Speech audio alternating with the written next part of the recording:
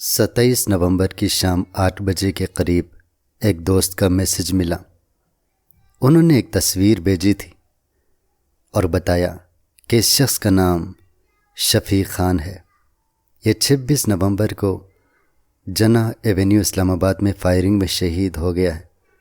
اس کی dead body پیمز hospital میں پڑی ہے۔ شفیق کا بھائی عتیق ڈیڈ باڈی لینے آیا ہے، لیکن اسے ڈیڈ باڈی نہیں دی جا رہی۔ وکیل صاحب نے پوچھا کہ کیا آپ شفیق کی کوئی مدد کر سکتے ہیں؟ شفیق کی تصویر دیکھ کر مجھے ایسا لگا کہ یہ وہی شخص ہے جو 26 نومبر کو سپہر 3 بجے کے قریب جناح ایونیو میں چائنا چوک سے آگے انسو گیس کی شیلنگ اور فائرنگ کے دوران بار بار مجھے پانی کی بوتل پکڑاتا تھا تاکہ میں پانی کے چھینٹوں سے آنکھوں کی جلن کم کر سکوں۔ میں نے ایک ساتھی سے رابطہ کیا جو آسانی سے پیمز میں داخل ہو سکتا تھا۔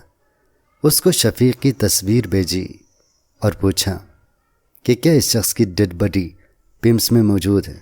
اس نوجوان ساتھی نے تھوڑی ہی دیر میں مجھے شفیق سمیت 3 افراد کی ڈیڈ باڈیز کی ویڈیو بھجوا دی اور بتایا کہ اس شخص کا پورا نام شفیق خان لنڈ ہے اور یہ ڈیرہ غازی خان سے تحریک انصاف کے احتجاج میں شرکت کے لیے آیا تھا۔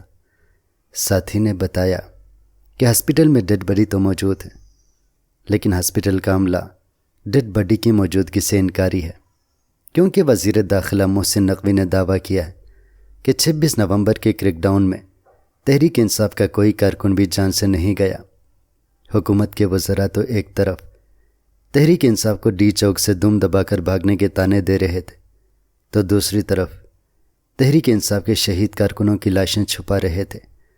27 نومبر کو پیمز اور پولی کلینک نے باقاعدہ بیانات جاری کیے اور ان اطلاعات کی تردید کی کہ دونوں ہاسپٹلز میں 26 نومبر کی فائرنگ سے کسی مرنے والے کی لاش موجود ہے۔ ستم ظریفی یہ تھی کہ ایک طرف پیمز کی انتظامیہ سے بیان جاری کروایا گیا کہ ان کے پاس کوئی لاش نہیں، دوسری طرف پیمز کی انتظامیہ نے مردان سے تحریک انصاف کے کارکن صدر علی کا 26 نومبر کو رات 8:30 بجے ڈیتھ سرٹیفکیٹ جاری کیا، جس میں موت کی وجہ فائرنگ قرار دی گئی۔ 26 نومبر کو پولی کلینک نے بھی ایبٹ آباد سے تحریک انصاف کے کارکن مبین اورنگزیب کا ڈیتھ سرٹیفکیٹ جاری کیا، جس میں موت کی وجہ گن شاٹ لکھی گئی۔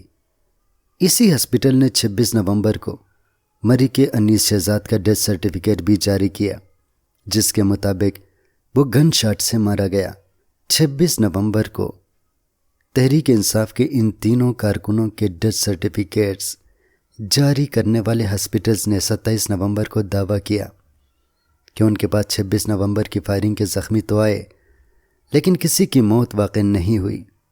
تحریک انصاف کے کچھ ایسے کارکن بھی تھے جو 26 نومبر کی رات 11 بجے کے بعد شروع ہونے والے کریک ڈاؤن میں مارے گئے، لیکن ان کے ساتھی لاشیں اٹھا کر لے گئے۔ شفیق خان لنڈ کی لاش پیمز میں موجود تھی، لیکن اس کے بھائی کو کہا گیا کہ ہمارے پاس تو لاش ہی نہیں۔ جب اس نے منت سماجت کی اور یقین دلایا کہ وہ بھائی کی لاش پر کوئی شور نہیں مچائے گا، کسی کے خلاف مقدمے کی درخواست نہیں کرے گا، تو 28 نومبر کو اسے کہا گیا کہ کل آنا۔ 29 نومبر کو شفیق خان لنڈ کے جثت خاکی عتیق کے حوالے کر دیا گیا اور اگلے دن مرحوم کو ڈیرہ غازی خان میں دفن کیا گیا۔ یہ مظلوم پاکستانی رات کی تاریکی میں نہیں بلکہ دن کی روشنی میں قتل ہوا۔ 3 دن تک اس کی لاش کو چھپائے رکھنے والے طاقتور لوگ اندر سے انتہائی خوفزدہ تھے۔ اسی خوف کے باعث ایک صحافی مطیع اللہ جان کو گرفتار کر کے ان پر جھوٹا مقدمہ قائم کیا گیا۔ ان کا اصل جرم بھی یہی تھا کہ وہ 26 نومبر کی فائرنگ میں مرنے والوں کے متعلق تفصیلات اکٹھی کر رہے تھے۔ انہیں منشیات استعمال کرنے اور دہشت گردی کے جھوٹے مقدمات میں ملوث کیا گیا۔ ان کے خلاف مقدمہ سب صحافیوں کے لیے پیغام تھا کہ 26 نومبر کو قتل ہونے والوں کی لاشیں تلاش مت کرو۔ مطیع اللہ جان عدالت کے ذریعے رہا ہو چکے، لیکن ان کے خلاف جھوٹے مقدمے نے بہت سے چہروں کو بے نقاب کر دیا۔ ایک طرف رانا ثناء اللہ تھے جنہوں نے اس جھوٹے مقدمے کی مذمت کی، اور دوسری طرف کچھ وزراء اس جھوٹ کا دفاع کرتے رہے۔ اسلام آباد پولیس وزیر داخلہ محسن نقوی کے ماتحت ہے۔ عمران خان کے دور میں محسن نقوی کے ٹی وی چینل پر پابندی لگی تو مطیع اللہ جان نے ہمارے ساتھ مل کر حکومت کے خلاف مظاہرے میں تقریر کی تھی۔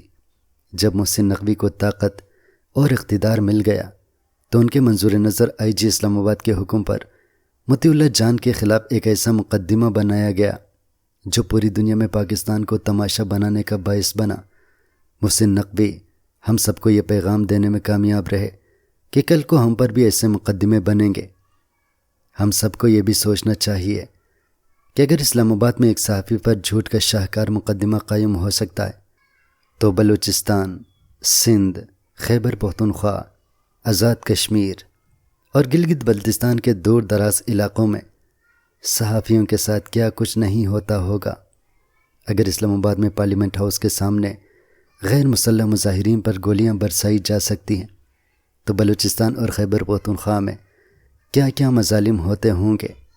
حکومتی وزراء کا کہنا ہے کہ تحریک انصاف ایک انتشاری ٹولہ ہے جس نے اسلام آباد پر حملہ کیا۔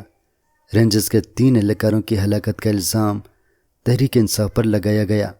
ان 3 اہلکاروں کی موت بھی افسوسناک ہے، تاہم سوال یہ ہے کہ تحریک انصاف کے کارکن تو گولیوں کا شکار ہوئے لیکن رینجر والوں کو گولیاں کیوں نہ لگی؟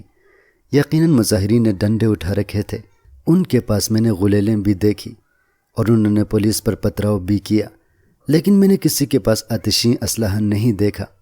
اسلام آباد کے جناح ایوینیو پر بہت سے کیمرے نصب ہیں، ان کیمروں کو مظاہرین کے ہاتھوں میں بندوقیں کیوں نظر نہیں آئیں؟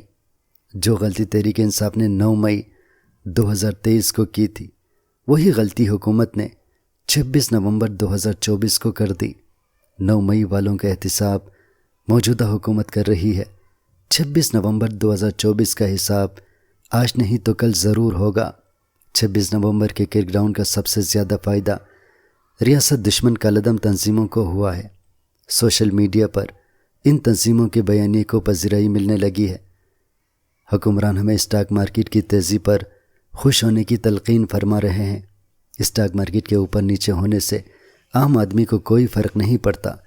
اگر اسٹاک مارکیٹ میں تیزی سے حکومت اتنی مطمئن ہوتی تو پھر اسلام آباد میں لاشوں کو چھپاتی اور نہ ایک صحافی پر جھوٹا مقدمہ بناتی۔ لاشیں چھپانے والی حکومت نے جمہوریت کو ایک زندہ لاش بنا دیا ہے۔ تاریخ بتاتی ہے کہ جمہوریت کے نام پر آمیریت زیادہ دیر قائم نہیں رہ سکتی۔ ہمیں صرف سوگوارانِ جمہوریت نہیں بننا بلکہ اس جمہوریت کو مرنے سے بچانا ہے۔ جمہوریت نہ بچی تو پاکستان کا بچنا مشکل ہے۔ حامد میر۔